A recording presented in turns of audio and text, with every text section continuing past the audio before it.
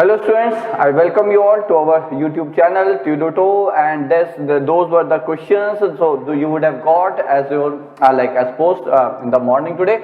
So let's start. See the first question. Of course, I'm going to solve first question for today, and you will get the solution of another one tomorrow.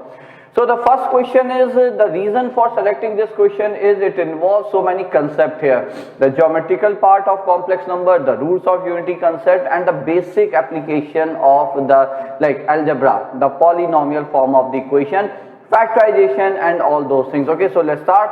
So the question is, if z is power 10 plus minus 2 plus iota times z is power 5 minus 2 iota is 0, where real part of z is positive, then find number of such possible z. What does that mean? That means we have to find those z which are roots of this equation and whose real part is positive. Okay, so as I said that whenever you get a polynomial form of the equation, you should first try to factorize it. See, that's the very basic step which I always try to follow whenever I come across a polynomial equation, even in complex number, even if the coefficients are non-real, like in this case. Okay, and here see, it's clearly visible.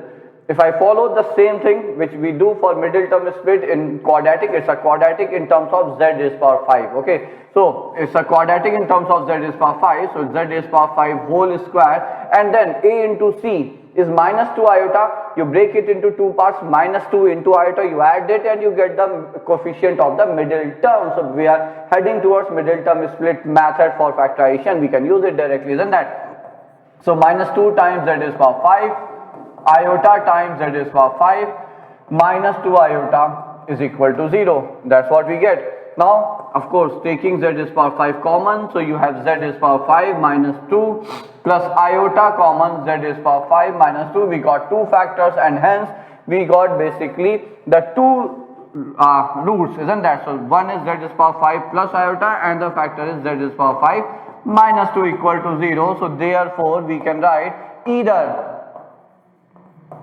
z is power 5 is equal to 2. Let's handle or tackle this one first. Okay, now so we got two simple equation. Z is power 5 is equal to 2 is the one, and the other one is z is power 5 is minus iota. Now how to find its roots? And we need those z whose real part is positive. So what will I write? I will say, okay, z by 2 raised to the power 1 by 5 whole raised to the power 5 is equal to 1. So why am I doing it? So as to convert it to the roots of unity form. So what's the roots of unity? See, the roots of unity are actually the roots of this equation, z is power n is equal to 1, and then we say, okay, the roots are 1 alpha squared and so on alpha raised to the power n minus 1, isn't that?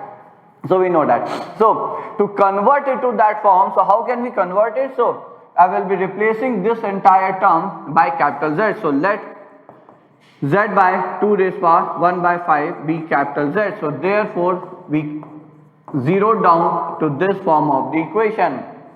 What are the roots? So the roots are 1 alpha square, alpha cube, and alpha raised to the power 4. And one more thing we all know, and that is the roots of any real polynomial equation. That statement is true for any real polynomial equation. So the roots of any real polynomial equation exist in conjugate pairs. If the roots are imaginary, okay, then they exist in conjugate pairs. So now look at this equation. Isn't that a real polynomial equation? It has just two terms. One is z is power 5, coefficient is plus 1, one is constant which is minus 1. If I bring it to LHS equal to 0. Okay, so both the terms have real coefficients, so it's a real polynomial equation. So we know that one root is 1 and then one is alpha.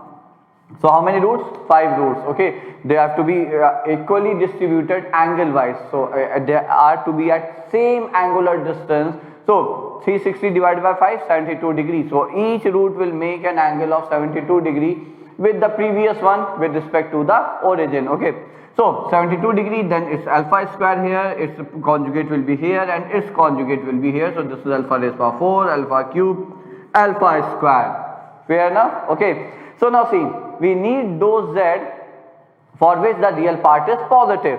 Now small z is nothing but 2 raised to the power 1 by 5 times capital Z, isn't that? So if we need, so therefore real part of small z greater than 0, doesn't that means the real part of capital Z should be greater than 0? Why? Because ultimately the capital Z is being multiplied by a positive positive constant 2 raised to the power 1 by 5. So if the real part of capital Z is positive, the real part of small z will automatically be positive here.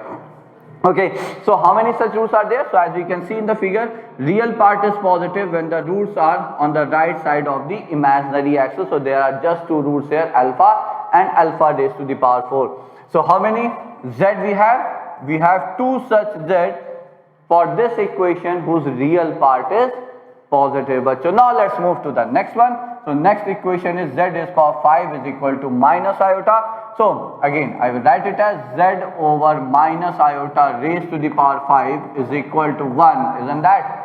See, minus iota raised to the power 5 is actually minus iota, because iota raised to the power 5 is iota. Okay, so now again I will replace this one by z. So we are again heading to the same equation, but here is a different story. A bit of difference is definitely there, where I will say small z is minus iota times capital Z. Okay, so if capital Z is a plus iota b, this implies minus iota times capital Z will be minus iota a, and iota is minus 1, so plus b. That's it. Okay, so that's what we have as capital minus iota times capital Z, bachcho. So therefore, see, why am I doing it? Because again, the constraint is that real part of Z has to be greater than 0. So what does that mean? That means real part of minus iota capital Z has to be positive, because the small z is nothing but minus times iota times capital Z, or to minus iota times capital Z. So real part of minus iota Z has to be positive. What is it? That's B here, which is actually the imaginary part of capital Z. So that has to be positive, and that's the story. Okay, so that holds the key here. Imaginary part of capital Z. Now still, see, isn't that the same equation we are having here? Z is power 5 is equal to 1, which we analyze here also. Z is power n is equal to 1, or Z is power 5 is equal to 1. So that was the final equation which we analyzed in this case also. So we will be taking up the same figure. So all 5 roots, 1 alpha, alpha square, alpha cube, and alpha raised power 4. But here we need those Z whose imaginary part are positive. So which are those? So those which lie above the real axis, they have their imaginary part as positive. So again we have just two such roots, alpha and alpha square. So again we have two such roots. Now you may say alpha is a common root. Of course not, because here Z is capital Z was Z upon 2 raised power 1 by 5, and here capital Z is something different, which is Z upon minus iota. So of course the roots are different in terms of small z, but looking at the location, we can say again we will be having just two such roots. So there are just again two such roots for which the real part of small z is positive. Hence the answer for the first question was, how many number of such z are there? So answer is, there are 4 such z.